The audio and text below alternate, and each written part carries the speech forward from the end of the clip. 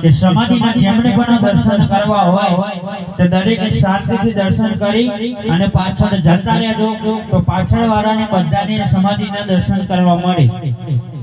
અને દર્શન કરવા આવો ત્યારે ધક્કા મુક્કી ના કરતા બધા શાંતિથી દર્શન કરજો